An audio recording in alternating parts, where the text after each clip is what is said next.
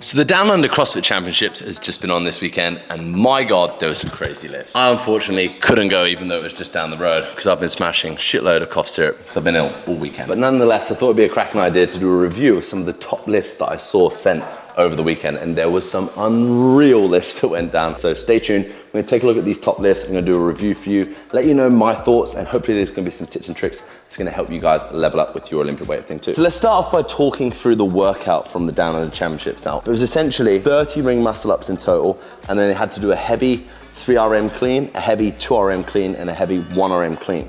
Now, it was broken up to do 10 ring muscle ups and 8 for the females, followed by heavy triple, and then 1 minute rest. Then again, 10 ring muscle ups, 8 for the women, and then heavy double, and then again, 1 minute rest, and then same again, heavy single, 10 ring muscle ups, heavy single. So that's quite a lot of work. For the elite athletes, 30 ring muscle ups isn't a load, but it still is gonna fatigue them from a grip standpoint and an extension standpoint. The thing with this workout was the athletes had to pick the weight that they were gonna do the triple on. So there's a certain understanding of you knowing what your best triple is, what your best double is, and what your best single is, to know what you're then gonna be able to attempt given that workout, because you don't really want to end up failing the heavy triple. If you were gonna ask me what do I reckon my best triple would be, best double, best single, completely fresh, I would say if I could do a triple at 90% of my 1RM, that'd be the absolute ceiling. So if I was gonna be safe, I'd say 85% of 1RM for a triple would be good.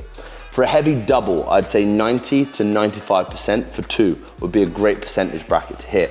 And then for a 1RM, obviously anything up to 95 to 100% would be amazing, given the level of fatigue that these athletes will have been through first. Now, the first athlete that we're gonna be reviewing today is Ellis, AKA Sneaky Pete. Now, this lad, he won the whole individual men's event, which is absolutely incredible. So well done, Sneaky Pete.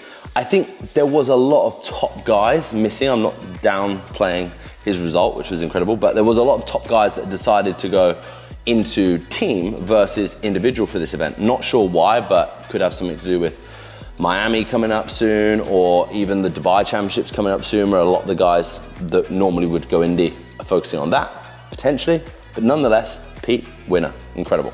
Let's take a look at his clean. This is the first time I've watched this lift, so I'm just gonna give you complete raw analysis of this lift. Things that I like, first of all, setup position. I think he does a great job in feet setup, foot width. I like to see always a compact setup for the clean. Knees are directly above the toes, which is great. Knees and arms are also in line. And as he initiates from the floor, he takes the tension really well. When I talk about taking the tension, I'm referring to as he initiates the movement, the load is getting squeezed as it coming off the floor. This is great for you not losing position as you're initiating the movement from the floor. One thing that I would say from Sneaky Pete that he does do, although he takes the tension really well as he initiates from the floor, he's kind of looking down at the floor, okay? And this causes a little bit of softening or rounding in the upper back. I don't think this affects him too much, but it's definitely something to take into account. As he comes into his transitional phase, you'll see a couple of really good things happening here. You'll see how he's staying on flat feet, which is great. You'll see how there's bend here at the knee, which is good, and the bar's in contact with the body. But like I said, I do still feel that there's this little bit of rounding happening in the upper body, and the chest is a little bit collapsed through this extension. As he comes through to his top position, he's still looking down, which I think affects his ability to open up as well as he could through the middle phase of the lift, which is why I think we start to see just this little bit of gap happening here through the middle. But all in all, extension-wise, I think this is really good. As Sneaky Pete's moving underneath this barbell, what you'll notice is that his hips are getting caught now underneath, and he's using the upper body massively to pull himself down underneath the bar. This can sometimes affect your ability to catch the bounce out the bottom position, but for Sneaky Pete, you'll see this absolutely clatters him into the receiving position. He loses his grip, but nonetheless still manages to catch the bounce and stand straight up out the bottom position, which is incredible. So super gutsy lift. I think the key thing for me though that I'd like to see him focus on, and it might be hard for him given that there's a lot of pressure of the tournament, final lift, etc. But trying to focus on staying a little bit more relaxed through the upper body, I think would help him keep the bar a little bit closer through like this middle phase of the lift. What's happening, or as he's initiating from the floor, because he's taking the weight in the upper body here as we're coming into this transition, it can be quite difficult sometimes for him to actually think about keeping the arms relaxed and letting the legs do the work, which ultimately keeps the bar a little bit closer. As a result of this then, his upper body's kicking in, and you'll see the hips kind of moving this direction from the video as he goes underneath the bar like this, which isn't ideal. When I think about being loaded in the legs when I'm moving underneath the bar, the arms must stay relaxed, and as I hit my full extension, the hips, if anything, are either moving directly down or slightly back for you to move into the receiving position. What we don't want to see is this much movement like that with the hips as you're going underneath the bar, as it can cause some issues, like I said, in the timing of the catch position. But all in all, I think it was a really good lift for Sneaky Pete. Snuck under it nicely. Next up, we're going to be taking a look at Noah Olsen's lift. Now, I absolutely love Noah. I've known him for a very long time, trained with him many, many times, and he's probably one of the happiest blokes in the world, and he is a fan favorite for sure. What you'll see from Noah, again, is this really nice compact start position when he's initiating from the floor. But you'll see how Noah's keeping his eyes up, okay, when he's initiating from the floor. And this makes it easier for him to lead with the chest through this middle phase of lift. So you'll see like here, in comparison to Sneaky Pete, because Noah's led with his chest from the first phase from the floor, what you'll see is the bar has stayed super close in this transition as he's going past the knees through to this extension phase, which I really, really like. What you'll see is as Noah's moving underneath the bar, he's throwing his head back a little bit at the top position, which is fine. But as he's moved underneath the bar, you'll see how now Noah's hips are kind of moving directly down into his catch position, which is good.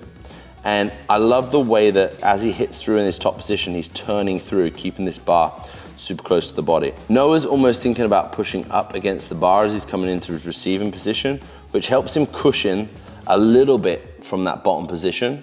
But one thing that I would notice that happens here a little bit is as it hits him, you'll see his hips kind of start to move back in this catch position. So, boop. As soon as the hips kind of move back in this position, it'll cause the midline to want to fold. Noah will have a super strong midline, but it doesn't matter how strong your midline is. If your hips shift back in the receive of the clean, that puts all of the weight into the heels and will make it difficult for you to stand up, which is why we see this second bounce happening for Noah, because he's gonna have to try and gain momentum to stand up at the bottom position. I commonly will see this with athletes that are stronger in the hips than they are in the quads, because the more you want to sit back when you're standing up out of a squat position, the more you favor hip strength. The more you want to stay upright, the more you favor quadricep strength. So I think for Noah, something that would probably be helpful for him, and it might not have been feasible in this particular event, but it may be something that he would normally do for his heavier lifts, but just to put the lifters on to help him a little bit with his tracking of his knee over toe in the bottom position, which I think would help him keep his torso upright through the middle phase of lift. I'm also a big believer on maintaining hook grip in the receiving position of the clean. You'll notice for Noah, although he kept his hook grip in till this point, if you watch the hand, he then releases his hook grip. And I think this plays a huge part on the bar and then crashing into the catch position. Whereas I think if he had kept full grip on, and this was something that you definitely need to go away and work on, he would have been much smoother in that receive position and potentially a lot more efficient on the clean. Just a couple of key things for me for Noah that I think would help. I think everything through the pull and everything extension wise, really good. I like that. I'd like to see hook grip being maintained in the receive of the clean. Adding in a little bit more front rack mobility work would be helpful. Close grip overhead squat. Loaded exercises specifically for Noah, not just flows or stretches. Definitely need to be load exercises. So I do single arm SOTS press, something like a close grip overhead squat with a dumbbell be extremely helpful for him, particularly front rack SOTS press, and then starting to include front squats or pause front squats into his training program, just to develop his strength through his midline, driving through the sticking point. I think these things would be super helpful for Noah, and he would continue to smash his weightlifting goal. So the next lift we're gonna review here today is big Royce Dunne. He's very, very strong, big bloke. I haven't actually ever trained with him. I'd love to get the opportunity one day. Regardless, he's extremely well known and an amazing lifter. So let's take a look at this clean of his. This lift video starts a little bit late, so please excuse me. We're kind of looking at this point now where he's past the knee. I think the one thing that you'll see consistently with all of the guys that we've kind of looked at this far is how good the setup positions are and how compact they are. I love this like narrow foot position, toes pointing straight ahead when we're initiating from the floor. Let's just talk about this bit through the middle phase of lift. Now, this is what I call the power position for a clean, or where you're gonna be most explosive on the clean. And there's a couple of things that always need to happen at this point during the lift. One, staying on his flat feet for as long as possible, amazing. Knee bend, as I've spoken about before. shoulders directly above the bar, and arms relaxed and eyes pointing straight ahead with chest up. This is like perfect checklist for this power position. From this point here, it makes it much easier for you to extend through the middle phase of the lift. But one thing that you'll notice that happens a little bit with Royce through this middle phase of the lift is as he extends, you'll notice here the bar's flying away from the body during this extension phase. Now, one thing that I'd always try and say that you want to do is you want to hit full extension with the legs first before the bar moves away from the body. That way you're going to get the most amount of the force that's created from the leg drive through the bar, as opposed to purely relying on barbell acceleration from the speed that you generate from the floor. I think there's a little bit of efficiency that could be improved on here. The way in which I would help Royce improve during this middle phase is to try and focus on from this position, thinking about keeping the shoulders where they are and squeezing the bum and bringing the hips to the bar. This will help him during the extension phase keep the bar much closer, which I think would really help him, like I said, with his efficiency. This, in my opinion, would also stop him from jumping back so excessively, which you see happen here in the catch of the clean. So he's not transferring enough weight through to toe during extension, which is what's causing this whoop, big hop back in the catch. He gets away with it, which is absolutely amazing. Could he lift more if he squared that up? Potentially, because I know how strong he is. Great range of motion in the ankle and an absolutely beautiful sitting position. You'll see great tracking of knee over toe, and also, like I said, torso position here is very, very good. As a result of this, you'll see a similar position get knocked back here in terms of knees in the receiving position, which happens to a lot of lifters. I think all in all, he does really well to hold on to that. If I was going to improve this for him, it would just be that timing bit through the middle phase of the lift. Thinking about pushing up against the bar here a little bit earlier before he hits the bottom position, i.e. maintaining that full grip as well in the receive position. As he hits the bottom, I think lifting shoes would have been extremely helpful for him as well. I know a lot of the athletes here have decided to lift in trainers, but this can sometimes affect stability in the receive position. But all in all, absolutely incredible lift. I think that's 180 kilos, which is huge. And even better, look at this celebration. Big shirt rip coming out, which is awesome.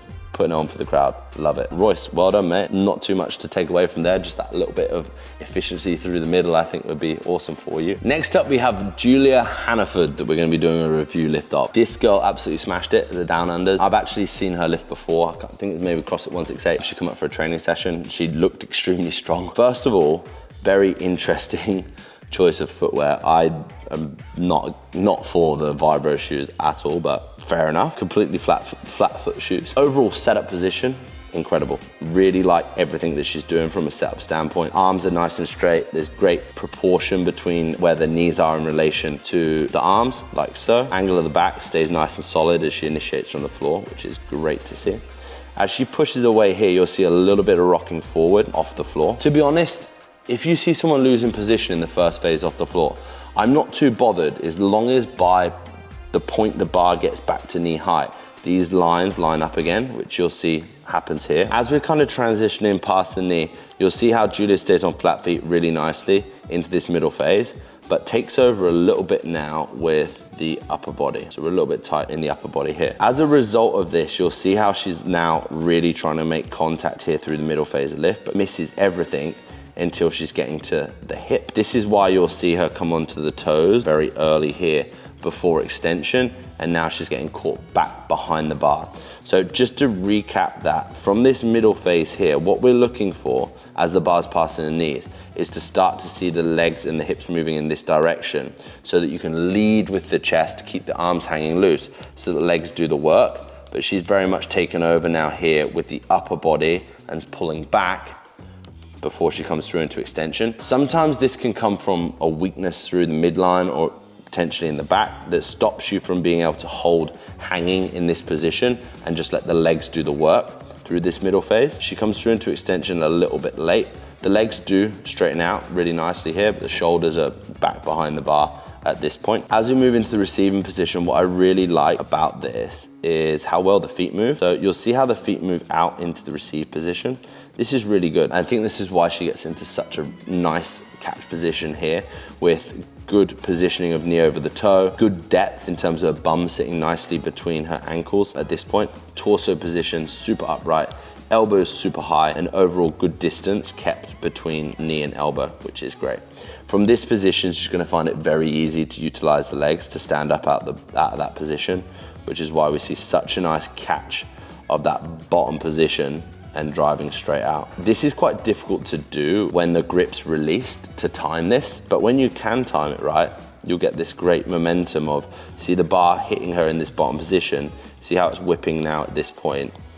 It's now coming down as she hits the bottom, and then she uses that whip to help her stand up out the hole. Again, sick celebration, awesome lift from Julia Hanford, obviously super strong and is gonna have an amazing career in CrossFit. Not too much to add to her lifting other than just a little bit of work through that middle phase of lift to stay on flat feet a little bit longer so that she can be a little bit more efficient through the middle phase of the lift. Overall, amazing lift. Well done, Julia. Right, so our final lift that we're gonna be taking a look at from down in the championships, Anak Gria. She came second overall, which is absolutely incredible. This girl flew all the way from Canada. Let's take a look at her lift. First of all, I don't have a clue what the hell these shoes are that she's wearing for this event, but fair play. They look like Skechers or something like that. When she initiates from the floor, this is quite, I'd say this is pretty dynamic start for her clean, because you can see how she's like relaxed here over the bar with shoulders crunched forward at this point, and then she yanks in this first phase, gets away with it, but always gonna be difficult, right, to set mid to upper back when you're doing that dynamic position without your shoulders getting pulled forward. But this is the first time I watched the lift, so I'm just gonna play on, but it's my initial analysis of what I've seen. As a result of that, you can see that bar's getting quite far away from her as it's passing the knees at this point. I always like to see when we're doing a clean, like back angles like this at the moment, I'd kind of like to see more like this as we're starting to pass the knee, because it's gonna make it easier for you to utilize the legs through the middle phase. I think what we're gonna find based on what I'm seeing right now is she's not really gonna use the legs and she's gonna rely heavily on her back through this middle phase, but let's see. Big gap being created here, which isn't ideal. And then she's pulling right into the hip now through this middle phase. So really relying on strong back through this middle phase of the lift here to gain any leverage. One thing that she does, regardless of this technique, in my opinion, not being the most clinical, you'll see how she's positioned herself way back behind the bar now at this point, way on the toes here, and she's gonna try and flick the bar out of her hip crease. Watch the way that this bar travels through this middle phase. Like you'll see as she's flicking, it's traveling really vertically, which is great. She's got away with that for sure through the middle phase of the lift. As she's moved underneath the bar though, you can see how she's now caught a little bit in her toes in the receive position, which can cause some issues with now when she comes into a receive. The hip's probably wanting to fly back a little bit. Ooh, no, instead she's got absolutely rock solid mobility and this absolutely drains her into the bottom position. She's now gonna take a couple bounces to stand up out the bottom position, and we see a big fold here through the midline. I don't know how close this is to a sub-maximal lift, but this may just be because she's lifting super close to her PB, but yeah, you'll see this fold happen through the middle. This can be quite common for a lot of people. Now, let's just talk about this in a little bit more detail. Watch what happens with her hips and her midline as she starts to struggle. You'll see how her hips tuck underneath at this point, so you'll see the butt go from here to tucking underneath. As this happens, she's trying to get her hips underneath the bar so she can stay upright, which puts a lot of excessive pressure on the back, which we'd want to try and avoid. Now, as she's doing that, as a result, the elbows are now dropping as she's coming through a sticking point, and this is our classic prawn clean on a sub-maximal lift. But nonetheless, you can see how the hips start to move underneath the bar and she starts to open up again. She was buzzing with that, I think, but also disappointed with the way that the lift looked. That's one thing to remember, right? In a competition environment, the main goal is making the lift. Yes, in an ideal world, we'd love them all to look pretty, but it's not also realistic for every single lift for them to look super pretty all the time. My coach would always say to me, there's no pictures on the scorecard. One of the key takeaway points from this lift is that there needs to be more discipline made in the first phase of the lift for Anak. The way in which I would do that would be to spend more time doing things like dead pulls, smooth controlled pulls in the first phase to develop strength through that first and most important phase of the lift. The second thing for me that I think would be beneficial for a lot of these athletes is to start adding in some loaded mobility exercises to develop strength through the midline and through the trunk section. So heavy good mornings, close grip overhead squats, heavy socks press. Exercises like this will really strengthen you through the midline so that when you're in the position where you're struggling on a clean and you're folding, you can actually hold better shape and better position. So when I'm thinking about these exercises that are gonna help all of the athletes, or the key takeaway points from all of the athletes that I watched in this event was, one, maintaining hook grip in the receive position for the clean. Let's talk about this. Now, the reason why it's important when you're doing a clean to maintain the hook grip into the receive position is it stops the bar from crashing on you. When you maintain hook grip, you can actually get the bar feeding into the neck a little bit earlier, and you can think about pushing up against the bar. If you maintain this tension as you stand up out the hole, it'll help you stay tight through the mid to upper thoracic, and then you'll release the hook grip before the jerk. This will really help in efficiency. But the things that will prevent people from being able to do this is front rack mobility. So adding in accessory exercises to loosen off the lats specifically and the external rotation in the overhead position will help you maintain a better front rack position. The other thing that I would also say is narrowing the grip very slightly will also help you maintain a better position in the front rack. And I'd say with all the athletes I saw there, that would really help from an efficiency standpoint. The second thing we saw happening a lot was people's midlines folding as they're coming through their sticking points. And that was as a result of a couple of things happening. As we were coming into the receiving position, we're seeing the hips come in here and then the hips fly back. Now, what we're focusing on when we're in the receive of the clean is trying to keep the knee over the toe, because when you keep the knee over the toe at this point, it makes it easier to push through the quad to stand up out the bottom position.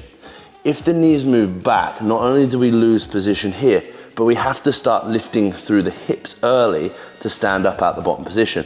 And as you can see, this now puts my torso in a position where it's gonna wanna fold through this middle phase of the clean, or as I'm standing up.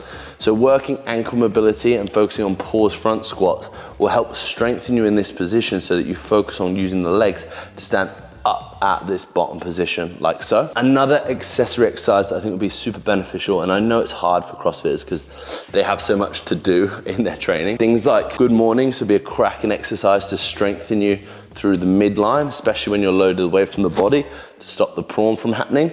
And the other thing I'd suggest, close grip overhead squats, super helpful for staying upright in that bottom position. And then I'd say, even from a deficit would be good, deficit stiff leg deadlifts, again, to strengthen the posterior chain. Combination of all these things would be super helpful for these guys that just absolutely smashed down in the championships. Guys, hope you enjoyed today's review video. Congratulations again to all of the athletes that competed. You did absolutely amazing, and I'm still so excited and happy to see the standard of weightlifting going up and up and up in the CrossFit world, time and time again at these competitions. So you guys should be super proud. Thank you for doing weightlifting justice in this event. Big love. If you enjoyed this, don't forget to go and check out my other review videos that I've done with multiple different athletes over on my channel. Please like, share, and subscribe. Big love.